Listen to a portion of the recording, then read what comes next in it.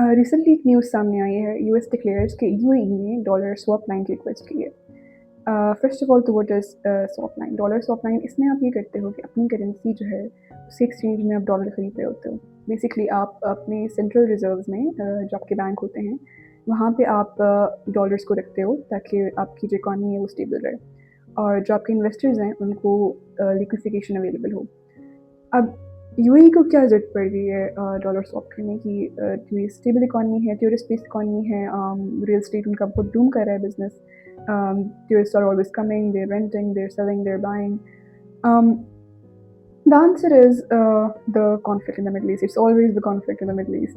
हमने रिसेंटली देखा कि ईरान की जो वॉर चल रही थी इस वजह से ऑयल प्राइसेस जो है डिस्टेबलाइज हो चुकी थी, इम्पोर्ट्स डिस्टेबलाइज हो चुकी थी। फिर डॉलर जो है वो फ्लक्चुएट हो रहा था, उसका इनफ्लो कम हो रहा था, जिसकी वजह से हम सबकी इकॉनमीज पे अफेक्ट हुआ। अब यूएई में भी केस चल रहा है। Iran attack UAE and Saudis के साथ भी इनके ताल्लुकात ख़राब हो चुके हैं because of the Yemen war.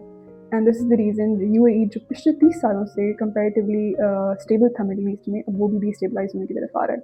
And that is Y investors जो हैं वो अब थोड़े से उनका कॉन्फिडेंस शैटर हो रहा है। जब भी आपका कॉन्फिडेंस शैटर होता है ना, तो आपके सेंट्रल रिजर्व से बैंक में आपके डॉलर्स जो हैं कैश आउट हो रहे होते हैं, लिक्विफाई हो रहे होते हैं, because everybody is taking their money to the safety.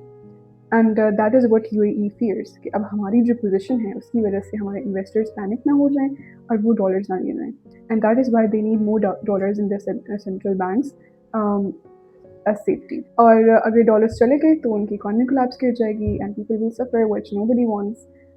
But as an investor, what you need to do is be very careful. You never know what's going to happen in the future. It could be destabilized, it could be stabilized. We never know. लेकिन as an investor आपने दो तीन चीज़ें ध्यान में रखनी है। सबसे पहले तो आपने जो है फ्लिपिंग नहीं करनी, शॉर्ट टर्म फ्लिपिंग बिल्कुल नहीं करनी। इसके अलावा आपने ये देखना है कि आपका कैश फ्लो इंश्योर्ड रहे और लिक्विडिफिकेशन जो है लिक्विडिटी आपकी स्ट्रॉन्ग रहे। और ओवर लेवरेज भी बिल्कुल भी नहीं करना आपने। अगर आप इन्वेस्टर हैं और आप यूएई में इन्वेस्ट करें रियल एस्टेट में, तो ये तीन चीज़ें आपने ध्यान में रखनी है।